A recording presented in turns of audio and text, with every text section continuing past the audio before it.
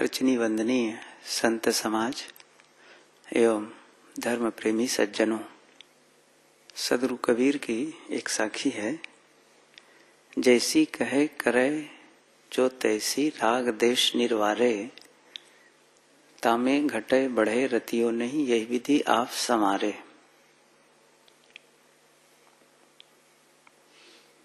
अंतिम में साहब कहते हैं यही विधि आप संवारे, अपने आप को संवारना है। जैसे कोई छोटा बच्चा हो और अस्त व्यस्त हो और स्कूल जाने का समय हो तो माँ उसे जबरदस्ती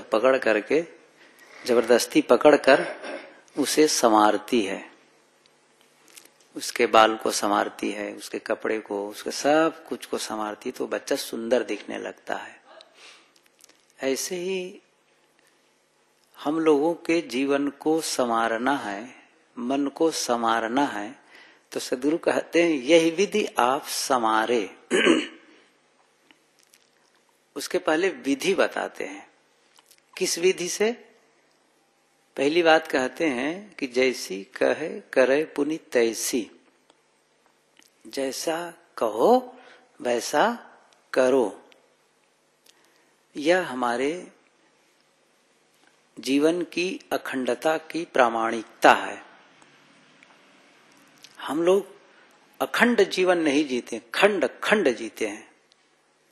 हमारी वाणी खंडित है, चित्त खंडित है, और इसीलिए हम अपने आप को संवार नहीं पा रहे हैं।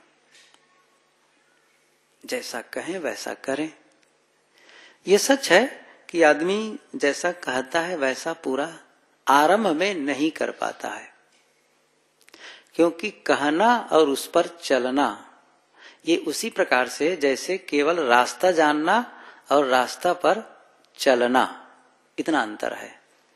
जैसे हमें ये पता हो गया कि दिल्ली जाने के लिए यह रास्ता है, यह साधन है, पता हो गया, ये केवल जानकारी है। लेकिन इसके बाद चलना बाकी है पूरा। बहुत अंतर है दोनों में। तो एक है जानना और दूसरा है उस जानने को आचरण में लाना। सद्गुरु ये कहते हैं कि जब वो आचरण में आ जाएगा या फिर उसके लिए पूरा मन बना लोगे, उसके लिए समर्पित हो जाओगे। लक्ष्य के प्रति जब समर्पण होता है तो लक्ष्य की दूरी फिर घटने लगती है। और लक्ष्य के प्रति जब समर्पण नहीं होता है, लक्ष्य और हमारे बीच की दूरी ज्यों की त्यों बनी रहती है।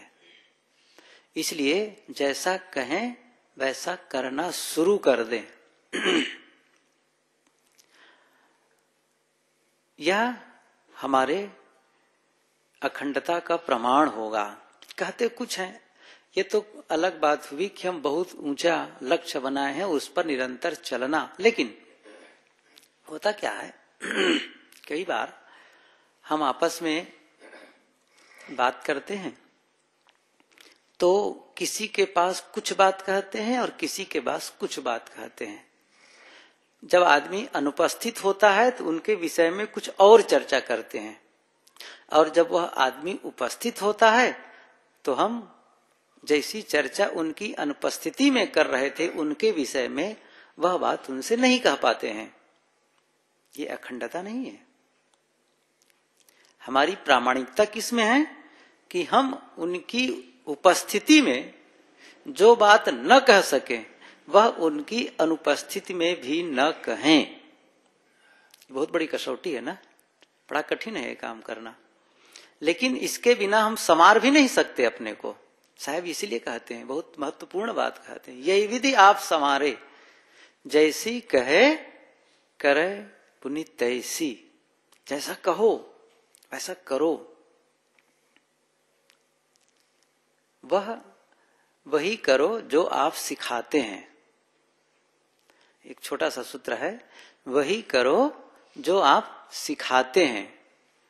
खास बात तो हम लोगों के लिए है, चूंकि हम लोग अपने आप को उपदेष्टा मानते हैं, वैसे तो उपदेष्टा सब हैं। घर का मालिक है तो घर वालों को उपदेश करता है।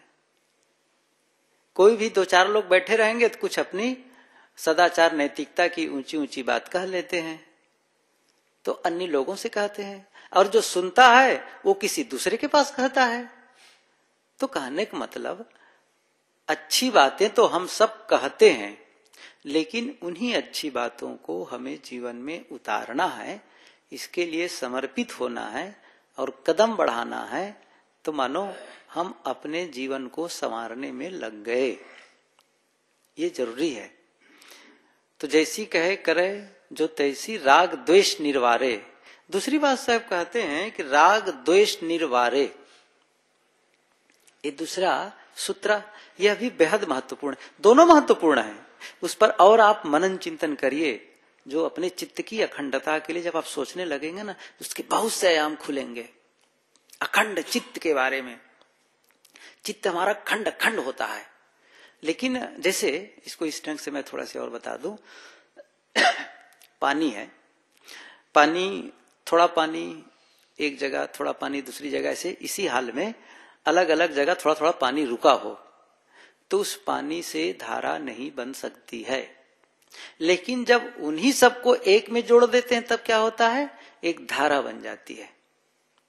ऐसे ही हमारे विचारों की एक दिशागामिता हो, एक दिशा में हम सोचें, तो फिर वह बड़ा काम का होगा। इसी को एकाग्रता कहते हैं, लक्ष्य की एकाग्रता, चित्त की एकाग्रता। क्योंकि हमारा चित्त खंड खंड है, तो उससे जो एनर्जी चाहिए वो एनर्जी नहीं बन पा रही है। एक सातत्यता हो, कंटिन्यूटी हो।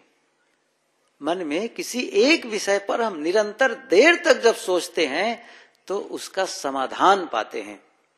कुछ देर सोचे, उसके बाद फिर कोई विचार आ गया, फिर सोचे अच्छा वो सोच रहा था, फिर खंडित। यही खंडित होना है। हमें क्या करना है, अखंडित होना है। तो यह व्यवहार में भी अखंडित होना है। जब हम कोई बात कहते हैं तो फिर उसको सब जगह लागू करें, अपने लिए सब जगह लागू करना चाहिए। चाहे हम घर में हो, बाहर हो, कहीं हो, जो बात हम घर में कहते हैं वह बात बाहर में भी कहें, तो वो अखंडता है। जैसा कहें वैसा सब जगह कहें। फिर ऐसा नहीं है कि हम गंगा में गंगा दिन और जमुना में जमुना दिन, ऐसा नहीं बनेगा। इसलिए विचारों की, शब्दों की अखंडता हो हमारे जीवन में, तो इससे हम संवरेंगे। और फिर ये तो आगे की बात है कि जैसा कहना वैसा करना। मतलब जो बात लोगों को सिखाते हो, जो अच्छी बात सिखाते हो, नैतिकता और सदाचार की बात कहते हो, कल्याण और साधना की बात कहते हो, उसका आचरण करना शुरू कर दो।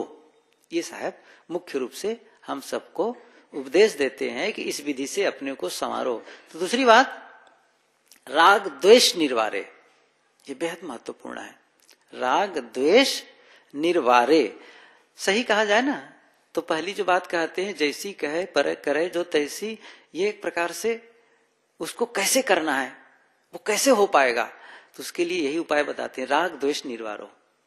यदि राग द्वेष का निर्वार हो जाए तो समझ लो जैसा कहते हो वैसा करना भी शुरू हो जाएगा।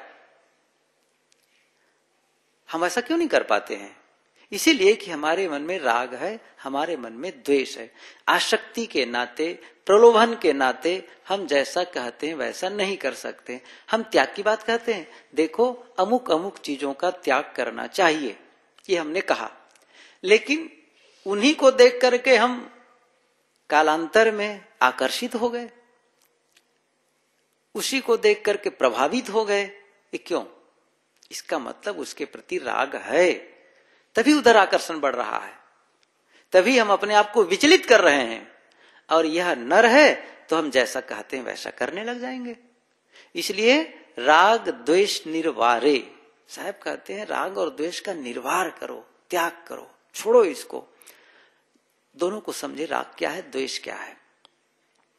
राग में समस्त भोगों का विस्तार है और द्वेष में समस्त हिंसा का विस्तार है। थोड़े में यदि इसको समझे तो राग में समस्त भोग, जहां राग है वहां पर भोगों का विस्तार शुरू, ये प्रारंभिक बिंदु है। राग क्या है? भोगों के लिए प्रारंभिक बिंदु, स्टार्टिंग पॉइंट है। और जहां राग है वहां भोगों का विस्तार होगा, ये निश्चित है, बहुत बढ़ते जाएगा, उसकी कोई सीमा नहीं है। फिर जितना अधिक राग उतनी ही भोगों के प्रति लंपटता, जितना कम राग है उतना ही उसके प्रति कम आकर्षण होता जाएगा। तो राग का मतलब भोगों का विस्तार राग से होता है, और द्वेष से हिंसा का विस्तार होता है। द्वेष होगा वहां हिंसा एक प्रकार से जुड़वा है, समझो। जहां द्वेष है वहां हिंसा अपने आप है। बाहर से हम स्थूल हिंसा तो नहीं करते हैं, लेकिन वैचारिक हिंसा बहुत पुराने साधक भी करते रहते हैं। ये हम अपने आप को टटोलें। वैचारिक हिंसा, सूक्ष्म हिंसा, एक संत ने लिखा है अहिंसा के अछूते पहलू, एक पुस्तक ही है, अहिंसा के अछूते पहलू, जिन पर लोग चर्चा नहीं करते हैं, जिनका स्पर्श नहीं करते हैं, वो अहिंसा का रूप जब वह धारण होता है, उसका पालन करते हैं, तब हम सही रूप में अहिंसक होते हैं।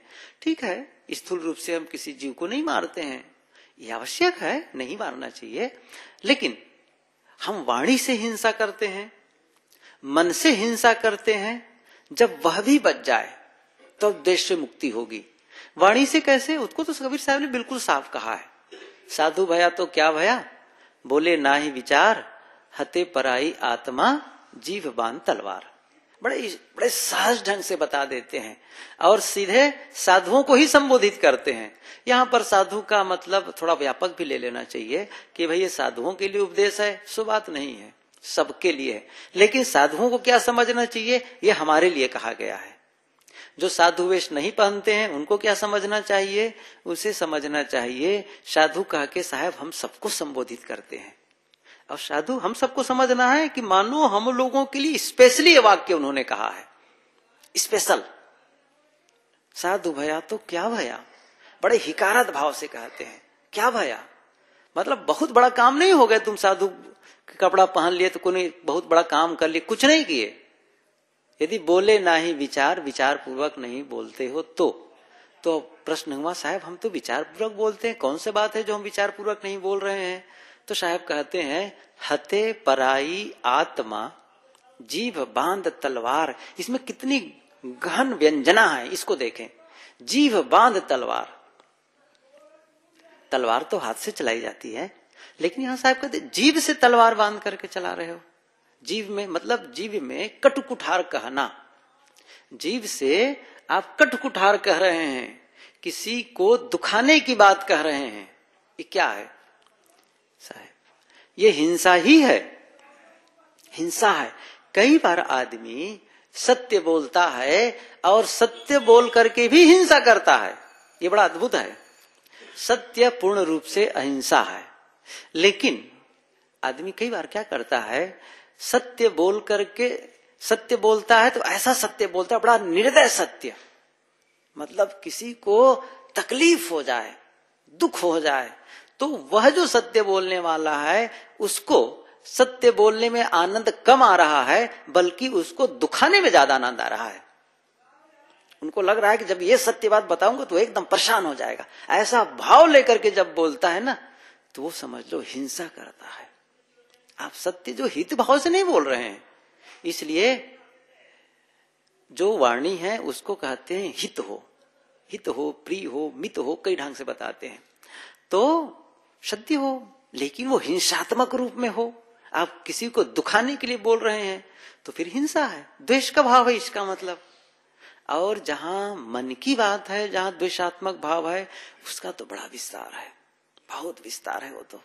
उस पर तो एक जब हम सोचने लगेंगे तो पता चलेगा मेरे मन में कब कब दूसरों के लिए अशुभ विचार आ जाते हैं, कब कब ऐसा आता है। ये जब आदमी अनुसंधान करेगा ना अपने आप में अकेले में बैठ करके, तो पता चलेगा उनके प्रति मेरे मन में क्या भाव जग रहा है। द्वेष भाव ऐसा तो नहीं है, किसके प्रति राग है, किसके प्रति द्वेष है, ये हमारे अलावा कोई दूसरा नहीं जान सकता है। मेरे मन में किसके प्रति मोह है, क्यों मोह है, मेरे अलावा दूसरा कैसे जान सकता है। मैं दूसरे की आंखों में धूल झोंक सकता हूं, लेकिन अपने आप को धोखा नहीं दे सकता हूं। मैं तो जानता हूं ना कि किसके प्रति मेरे में रागात्मक संस्कार उदय होते हैं और कब कब मैं उससे परेशान होता हूं। मैं जानता हूं किसके लिए मेरे मन में द्वेष भाव जगता है। उनकी याद आते ही मैं अच्छा महसूस नहीं करता हूं। कब वो अवसर आता है, कौन है वो, ये हमें ही देखना है। तो द्वेष भाव हटाना पड़ेगा, बेहद जरूरी है। जो हम विचार करते हैं ना, इसीलिए किसी भी संबंध को, परिवार, समाज, किसी भी संबंध को मधुर बनाने के लिए बाहर से हम अच्छा व्यवहार तो करें, ये ठीक है, लेकिन वो पूर्णता कब आएगी, जब हम वैचारिक परिवर्तन करेंगे। विचारों से जब परिवर्तन करते हैं, विचारों को जब बदलते हैं उनके प्रति, तब जाकर के संबंध में प्रगाढ़ता आती है। नहीं तो फिर बाहर से तो बना रहेगा, ठीक ठाक चलता रहेगा, लेकिन विचारों में हम किसी के लिए गलत सोच रहे हो, किसी के लिए हम मन ही मन सोच रहे हैं कि आदमी गलत है, अच्छा नहीं है, तो जब उनके सामने जब हम आएंगे ना, या वो हमारे सामने आएंगे ना, तो निश्चित रूप से हम उसे अच्छा महसूस नहीं करा सकते। क्यों? क्योंकि हमारे मन की जो बात है, हमारे मन के जो विचार हैं, वह हमारे देह भाषा में प्रकट हो जाएगा और पता चल जाएगा कि सचमुच ये हमारे लिए क्या सोच रहे हैं। इसको कहते हैं विचार संप्रेषण, ट्रांसमिशन। विचार होता है ना, जिसे प्रेषित करते हैं ब्रह्मांड में एक प्रकार से। जैसे हम लोग मोबाइल चलाते हैं, तो मोबाइल से क्या है, मोबाइल से हम भेज दिए अमुक नंबर में, तो कहाँ गया कुछ पता चलता है हम लोगों को, वो तरंग रूप में गया और जाकर के फिर कहाँ, उसी नंबर में जाकर के वो क्या हुआ, नंबर में जाकर के फिर उसको पकड़ लिया गया। वैसे ही हम किसी के लिए सोच रहे हैं, देखिए इसको मैं बहुत बारीकी से नहीं बता पाऊंगा, लेकिन इतना सहज ढंग से समझ सकते हैं, और इस पर विश्वास ना हो तो ना माने, लेकिन इतना जरूर मानना पड़ेगा कि आप के किसी दूसरे के प्रति गलत सोच रहे हैं, तो फिर वह भी आपके लिए अच्छा नहीं सोचेगा, और कम से कम अपने को तो वर्तमान में नुकसान हो ही जाएगा। ये तो अलग विषय हुआ। तो वो विचारों का हम संप्रेषण करते हैं पूरा, और फिर वो हमारे विचारों को पकड़ लेता है। अब कैसे पकड़ता है, ये विचारों का एक विज्ञान है, इसको बहुत व्याख्यायित अभी नहीं किया जा सकता है, लेकिन इतना समझे कि ऐसा होता है। और फिर जब इसको हम जो सोचने लगते हैं, उसको बदल लेते हैं, तो बाहर से भी बदलने की संभावना बढ़ जाती है। ऐसा होता है, टाइम लगता है, ऐसा नहीं है आज हम किसी के लिए अच्छा सोचने लगे और कल से उसका बढ़िया रिस्पांस आ जाए, ऐसा नहीं होगा, समय लगेगा। क्यों? जब हम बीज बोते हैं तो फसल पाने के लिए महीनों इंतजार करना पड़ता है, और यह तो विचार है, क्योंकि अभी हम अच्छा सोच रहे हैं और कुछ समय के बाद मन में विचार बदला और फिर थोड़ा खुट से फिर आ गया, नहीं गलत हम सोच रहे हो, खराब है वो आदमी, तो फिर वो जो कुछ हम किए ना फिर डिसमिस हो गया। जैसे आप बीज बो दिए और 4 दिन के बाद फिर खोल के देख लिए, तो जो बोए हैं 4 दिन तक जो किस भी बीज जो है मिट्टी में रहकर जो भी प्रक्रिया शुरू हुई थी, वो फिर डिसमिस नहीं हो गया, गड़बड़ हो गया ना। तो फिर उसको जब रोपो तो फिर एक नए सिरे से फिर शुरू करेगा, तो बड़ा गड़बड़ होता है। ये बीच में जो तारतम्य है न टूटे, तब वो काम करेगा। तो फिर अपने विचारों को देखना है। हम सब अंदर में एक विचार को उत्पादन करने वाला कारखाना चला रहे हैं। आप देखिए स्रोत कहाँ है विचारों का, ऐसा लगता है जैसे सब के अंदर विचार पैदा करने वाला कारखाना चल रहा है, वही विचार पैदा। आप वहां जाकर देखिए कौन से विचार चल रहे हैं, कौन से विचार चल रहे हैं। अच्छा विचार चल रहे हैं, इसका मतलब आप अच्छा बीज बो रहे हैं। शुभ विचार, आप किसी के लिए हित के विचार सोच रहे हैं और सुंदर विचार आ रहे हैं आपके मन में, त्याग वैराग्य अनासक्ति के भाव जग रहे हैं, प्रेम के विचार जग रहे हैं, इसका मतलब आप अच्छा विचारों का बीज रोप रहे हैं। आप द्वेष भाव, घृणा भाव, अहित का भाव, हिंसा का भाव, कामादिक विकार, ये सब क्या है? तो क्या होगा? गलत बीज का रोपण हो रहा है और फसल क्या होगी? वही आएगा फिर। तो हमें क्या देखना है? अच्छे विचार हम पैदा करें, अच्छे विचार पैदा करें। तो फिर अच्छे विचार पैदा कैसे होंगे? प्रश्न आता है। क्यों? जब कारखाना में जैसा रॉ मटेरियल होता है ना, वैसा ही तो प्रोडक्शन होगा। आप उसको कच्चा माल कैसा दे रहे हैं? जो कारखाना है विचारों का, उसमें आप कच्चा माल कैसा दे रहे हैं, ये महत्वपूर्ण है। आप कच्चा माल ठीक नहीं दे रहे हैं तो फिर अच्छा प्रोडक्शन कहां से होगा? इसलिए यह काम तो जानबूझ करके करना पड़ेगा। अच्छे विचार अपने, ऐसी सामग्री हम अंदर डालें जिससे अच्छा विचार पैदा हो, इसके लिए हमें जानबूझ करके प्रयास करना होगा। बुरे विचारों के लिए मेहनत नहीं करना है, वो है। अच्छे विचारों के लिए हमें सुनियोजित ढंग से मेहनत करने की आवश्यकता है, तब जाकर के वो स्थिति आती है। फिर जैसा कि साहब ने कहा कि राग द्वेष निर्वारे, इस संबंध में आप और मनन चिंतन करें कि कैसे उन विचारों को बदलना चाहिए, कैसे राग द्वेष का निर्वार होगा।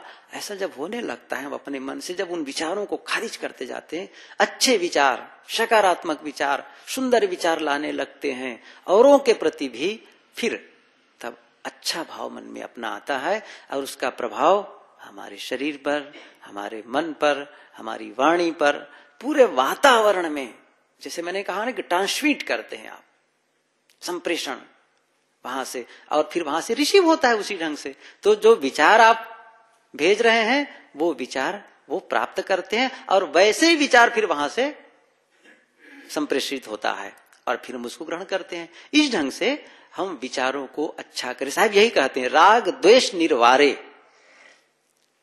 तामे घटे बढ़े रहती हो नहीं, यही विधि आप समारे। तो मैं नीचे की पंक्ति को पहले ही अर्थ कर दिया कि यही विधि आप समारे, उसमें घटे बढ़े रतियो नहीं, थोड़ी भी इधर उधर ना हो, तब जाके काम बनेगा। तो साहेब की साखी कैसी है कि जैसी कहे करे जो है कि पुनी है, जैसी कहे करे जो तैसी, राग द्वेष निर्वारे, जैसा कहो वैसा करो, राग द्वेष का निर्वार करो और इसमें अंतर न करो। मतलब हर समय निरंतर ये काम करो। विचारों का हर समय प्रवाह चलते हमारे मन में, हर समय प्रवाहित हो रहा है, तो क्यों ना अच्छे विचार करें। फिर अच्छे विचार करें, अच्छे विचार प्रेषित करें इस ब्रह्मांड में, तो वहां से फीडबैक भी अच्छा विचार आएगा। घृणा के विचार हम प्रेषित करेंगे तो घृणा के विचार आएंगे। एक छोटा बच्चा था, मां से किसी प्रकार से लड़ गया, वो गया तो पहाड़ी किनारे उनका घर था, बाहर चला गया दौड़ करके, तो पहाड़ के किनारे जाकर के चिल्लाने लगा, माँ की याद करता है, नाराजगी याद करता है और कहता है मैं तुमसे घृणा करता हूं, मैं तुमसे घृणा करता हूं। तो हुआ क्या, वो पहाड़ी से उनकी आवाज टकरा कर वापस आई। तो कई बार सुना, मैं तुमसे घृणा करता हूं, घृणा करता हूं, घृणा करता हूं। बच्चा घबरा गया, लगता है कोई राक्षस बैठा है, बहुत बड़ा राक्षस है, मुझे खा जाएगा। दौड़े दौड़े फिर आया, माँ से बताया ऐसी ऐसी बात है, कोई राक्षस है वो जो कहता है कि मैं घृणा करता हूं। तो मां समझ गई सारी बात क्या है कि चलो मुझे उस पहाड़ पर ले चलो, मैं उस राक्षस को ठीक कर दूंगी। गया तो कहा कि अब बोलो उसकी याद करके, मैं तुमसे प्यार करता हूं, मैं तुमसे प्यार करता हूं, चिल्लाओ जोर से। जब चिल्लाया तो वहां से क्या आया, टकरा करके इको क्या आया, प्यार करता हूं, प्यार करता हूं। बच्चे ने कहा कैसे हो गया, अभी तो कर रहा था घृणा करता हूं। तब फिर बच्चे को बाद में फिर माँ ने समझाया, बेटा जैसा तुम भेजते हो संदेश ना, वही लौट करके आता है, इसलिए अच्छा विचार भेजो। जैसी कहे करे जो तैसी, राग द्वेष निर्वारे, तामे घटे बढ़े रतियो नहीं, यही विधि आप समारे। अपने आप को संवारना है, अपने आप को बढ़िया बनाना है, सुंदर बनाना है, तो सदगुरु ये विधि बताते हैं जिसका हम सब पालन करें।